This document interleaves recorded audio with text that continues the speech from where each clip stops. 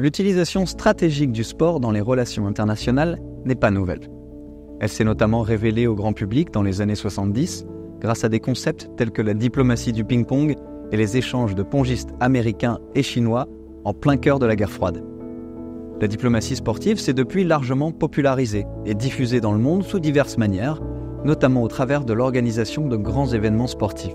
À cet égard, la France n'est pas en reste, et les grandes compétitions qu'elle organise depuis plus d'un siècle sur son sol contribuent à renforcer son rayonnement international. Le tournoi de tennis de Roland-Garros, créé en 1891, le Tour de France de cyclisme, dès 1903, les Jeux Olympiques de Paris de 1924 et ceux d'hiver à Chamonix la même année, ceux de Grenoble en 1968 ou encore ceux d'Albertville en 1992.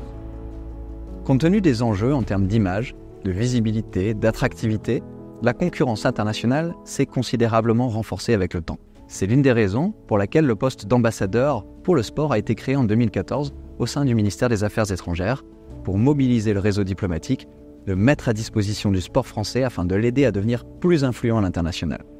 Nous en avons d'ailleurs mesuré les effets dans le cadre de la campagne des Jeux de Paris 2024. Depuis, le rôle de l'ambassadeur pour le sport s'est étoffé, puisqu'il a désormais également pour rôle de consacrer la place du sport comme un outil à part entière de notre politique étrangère, au même titre que la culture par exemple.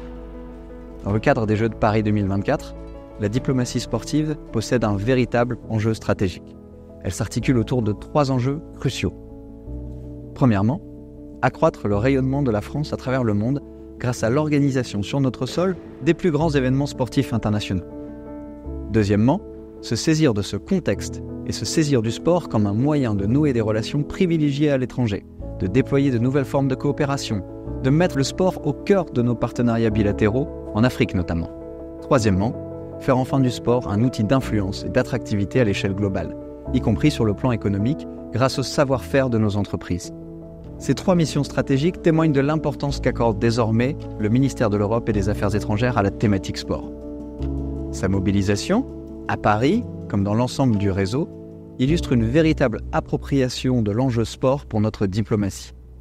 Un atout considérable pour le rayonnement de notre pays à l'international.